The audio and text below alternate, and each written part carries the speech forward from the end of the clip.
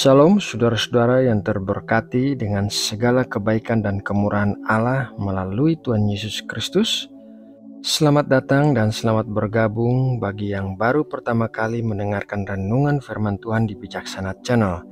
Kiranya Allah Bapa senantiasa memberikan kita hati seorang hamba yang dengan lemah lembut dan rendah hati menerima pengajaran melalui firman Tuhan.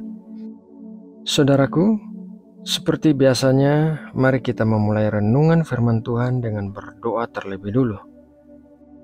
Tuhan Allah yang perkasa, pencipta langit dan bumi beserta isinya, pagi ini kembali kami datang ke hadapan-Mu dalam iman dan pengharapan untuk diberkati dengan firman-Mu. Kami berharap akan kasih setia dan kebaikan-Mu yang melimpah di dalam hidup kami. Kami berharap untuk menerima hikmat dan pengertian melalui firman-Mu yang sebentar lagi akan kami dengarkan. Terima kasih ya Bapa, dalam nama Tuhan Yesus Kristus kami berdoa dan mengucap syukur. Amin. Saudara yang terkasih di dalam Kristus, apakah saudara pernah mengalami ada orang-orang yang mengucapkan kata-kata penghinaan kepada saudara? Rasanya sebagian orang pasti pernah mengalami dan mendengar kata-kata penghinaan yang ditujukan kepadanya, entah itu berupa penghinaan secara fisik maupun mental. Kebanyakan orang bahkan menerima kata-kata penghinaan dari orang-orang yang paling dekat dengannya, seperti orang tua atau anggota keluarganya sendiri.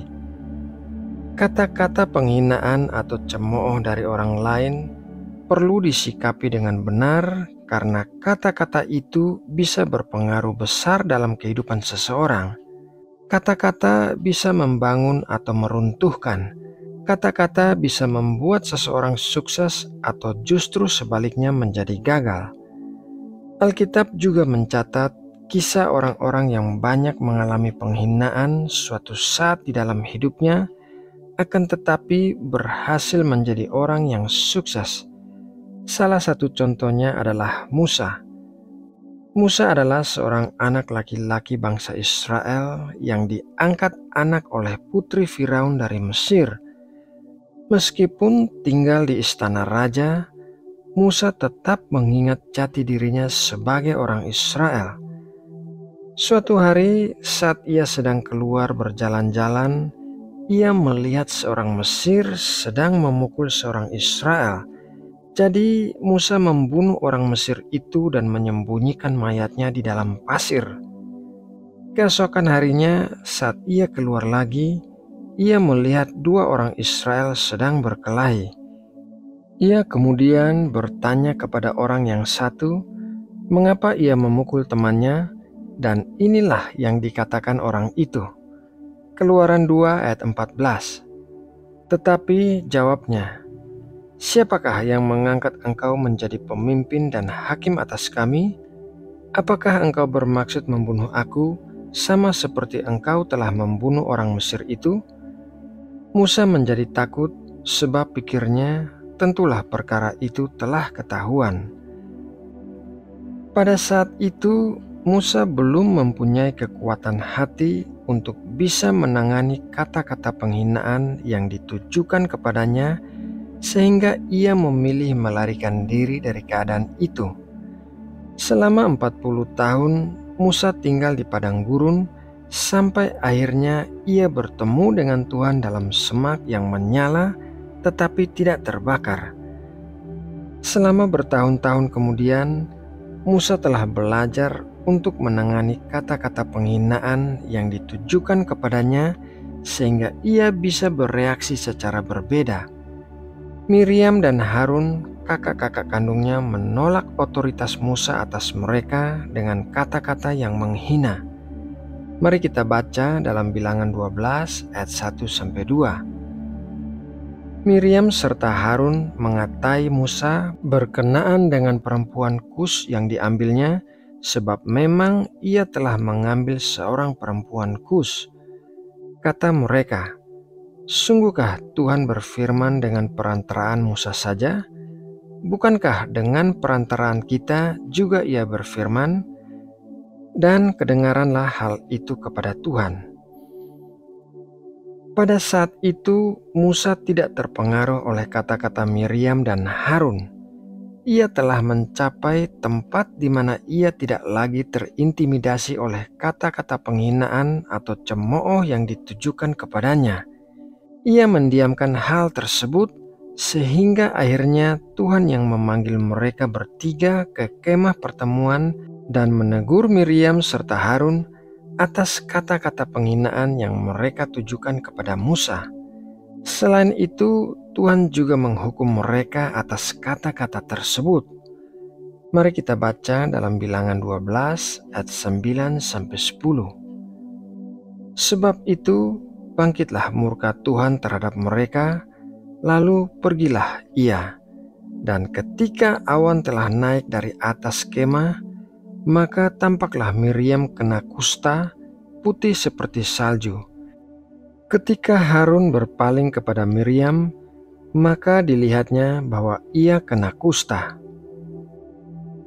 Saudara yang terkasih di dalam Kristus, apabila kita kewalahan atau terintimidasi oleh kata-kata penghinaan atau cemooh, maka kita belum siap untuk tingkat otoritas yang Tuhan ingin kita miliki.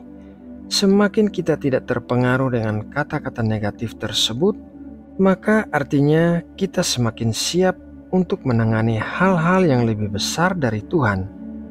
Seperti halnya dalam kisah Musa, Tuhan mendengar kata-kata penghinaan dan cemooh yang ditujukan kepada kita, dan apabila kita menyerahkannya kepada Tuhan, maka Tuhan pasti akan membela kita. Bukan hanya Musa yang mengalami kata-kata penghinaan saat ia sedang melakukan kehendak Tuhan di dalam hidupnya, tetapi ada juga tokoh-tokoh lain seperti Ezra, Nehemia, bahkan Tuhan Yesus sendiri mengalami kata-kata penghinaan yang ditujukan kepadanya saat ia sedang disalibkan. Orang-orang berteriak kepada Tuhan Yesus demikian. Matius 27 ayat 39-40.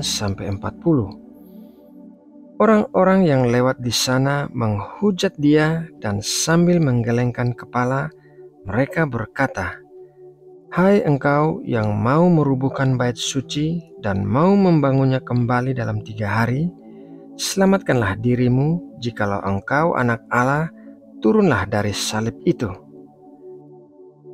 Saudaraku yang terkasih, kata-kata penghinaan atau cemooh yang ditujukan orang lain kepada kita bukan berarti bahwa kita adalah pecundang atau orang yang tidak berarti, melainkan hal itu adalah intimidasi yang dirancang oleh musuh untuk mencegah kita maju di dalam Tuhan dan mencapai tujuan hidup kita yang telah dirancangkan oleh Tuhan. Oleh karena itu, kita harus bersikap seperti Musa, yaitu tidak mengambil tindakan apa-apa terhadap para pencemooh kita, melainkan menyerahkan hal itu kepada Tuhan. Nah, saudaraku, demikianlah renungan firman Tuhan pagi ini. Semoga melalui renungan ini, Roh Kudus senantiasa menguatkan hati kita untuk tetap teguh dalam iman dan pengharapan kepada Tuhan Yesus Kristus. Mari kita berdoa untuk menutup renungan ini. Bapa yang Maha Kudus, kami masuk ke dalam hadirat-Mu dengan ucapan syukur atas berkat firman yang telah kami terima. Kami berdoa agar kiranya setiap benih firman yang tertanam di dalam hati kami dapat berakar, bertumbuh, dan menghasilkan buah-buah yang memberkati orang lain melalui kami. Kami berdoa agar Engkau memakai hidup kami sebagai alat untuk melakukan pekerjaan-pekerjaan yang memuliakan nama-Mu di atas muka bumi ini. Ya Bapa, kami bawa seluruh rencana aktivitas kami hari ini kepadamu. Bimbinglah kami dalam hal-hal yang perlu kami lakukan dan selesaikan hari ini.